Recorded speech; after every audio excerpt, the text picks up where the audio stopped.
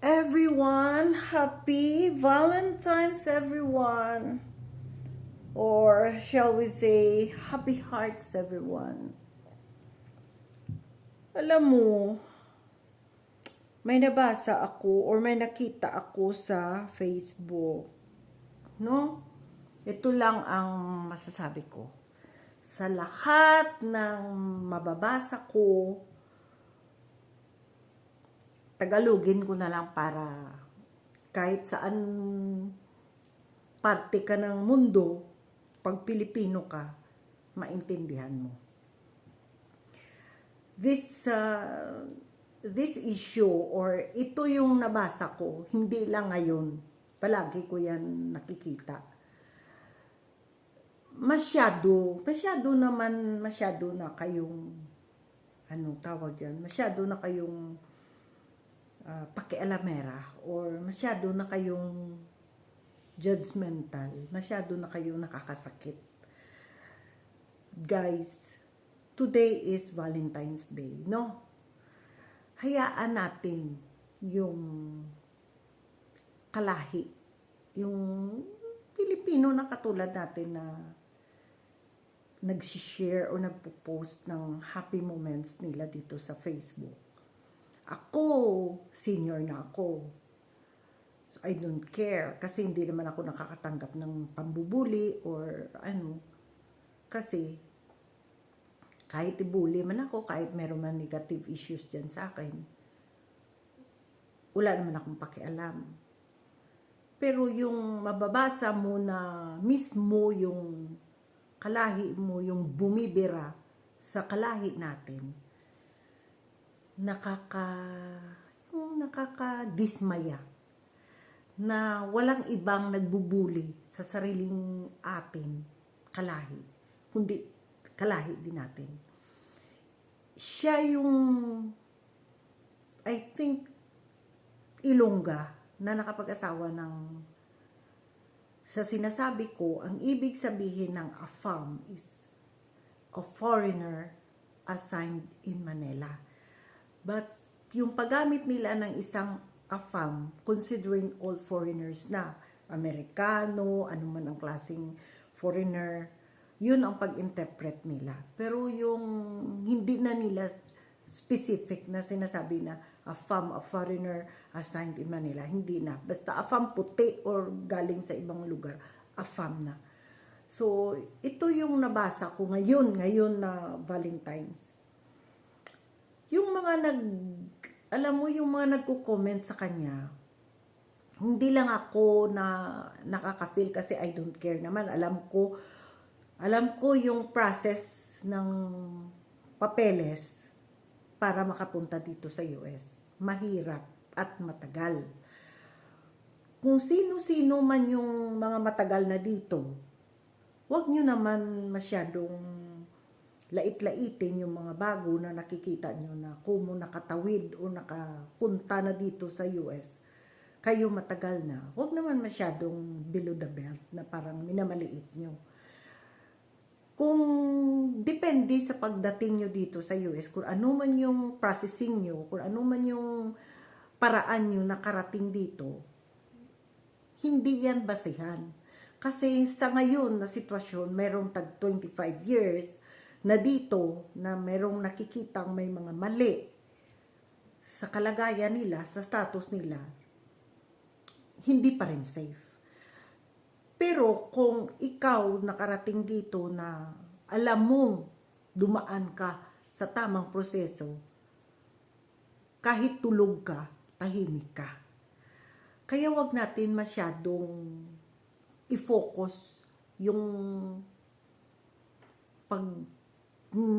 pagko-comment diyan ng kung ano-ano na ano ba yung gusto nyong igiit na masaktan yung isang asawa, isang babae, na katulad mo rin babae, na kung nauna kang nakarating dito, na naswerte ka, gumanda yung buhay mo, pasalamat ka. Alam mo bang lahat tayo nakikita tayo dito sa mata ni Lord? Alam mo, kung successful ka, embrace mo na yun. Nandito ka na, nakapunta ka dito, super successful ka, meron ka lahat. I-embrace mo na yun at gamitin mo na lang yun sa magandang paraan. Huwag na yun sa paninira ng mga bagong dating dito. Kasi sa ngayon, napaka-imposible na magbandera ka sa Facebook kung illegal ka dito. Siyempre, pag nandito ka sa Amerika, legal ka. Kung alam mo sa sarili mo na hindi tama yung proseso mo, huwag ka nang sumabay sa social media.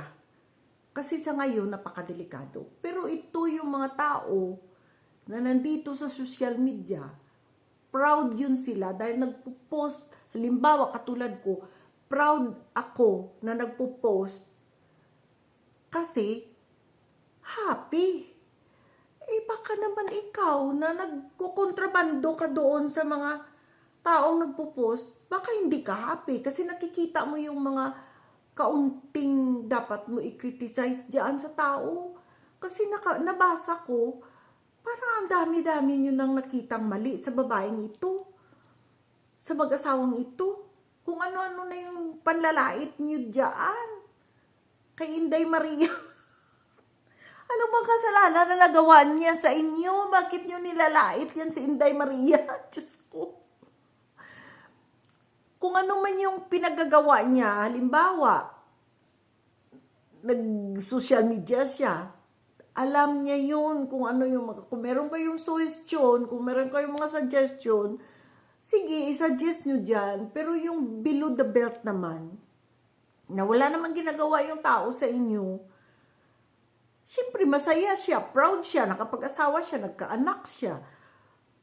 Wala naman, guys, wala naman siya ginagawa sa inyo, hindi niya naman kayo kilala.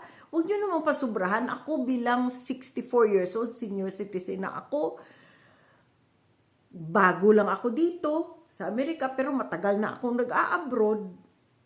Siguro naman, hindi naman ako tanga na hindi ko maramdaman yung pamamaliit nyo sa tao. Huwag naman sobra-sobra.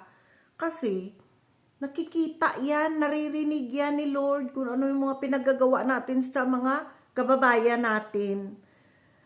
Kung ayaw mo manood sa kanya, kung naiirita kayo sa mga tao na nandito, kayo nang umiwas. Kasi hindi niya naman naging kasalanan na tumataas na yung followers niya, naging sikat siya. Kayo nang umiwas kung ayaw nyo, kung naiirita kayo sa kanya. Ako kasi ganyan, pag ayaw ko manood sa mga content creator, ayoko, hindi ako nanonood. Pero kahit ano man yung pinagagawa nila dyan, away-away man sila, sabi man sila ng kabastusan dyan, o nagmumura man sila, wala akong pakialam, basta nag-i-enjoy ako, pasok dito, labas dito, basta ako nag-i-enjoy. Pero yung mga salita yung pinipersonal nyo, yung mga tao na akala nyo kilalang kilala nyo, unless na lang siguro kung talagang personal nyo sang kilala, na hindi ka nagpapakilala kung sino ka, naglalagay ka ng ibang pangalan, o nagdadami ka. Wala kang puso kung ano yung pinagsasabi mo dyan sa tao. Ganon siguro yun. Pero ako, bilang ako, alam niyo sa mga ginagawa niyong paninira na below the belt, hindi ko kaya yan sabihin dito sa social media. Kasi alam niyo, sa totoo lang, yung ano ko, yung anong tawag dito, yung anak ng napangasawa ko dito, di ba, abogada? Kahit ilak profile mo pa yung FB mo, makikita at makikita yan ng mga opisyal dito. Meron yan sila access. Kahit ano ka pa, magdami account ka pa. Malalaman yan nila. Kaya huwag sobra-sobra. Pasalamat kayo, hindi kayo nire-report ng inaano nyo below the belt. Malakas ang loob nila na patulan kayo. Pero alam nyo, nakakaano yun. Hindi nyo lang alam, makikita kaya yun.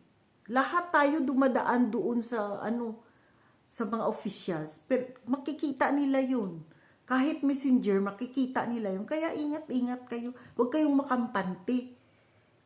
Na grabe na yung panlalait nyo sa tao eh. Parang hindi kayo babae, parang hindi din kayo Pilipino. Ganun.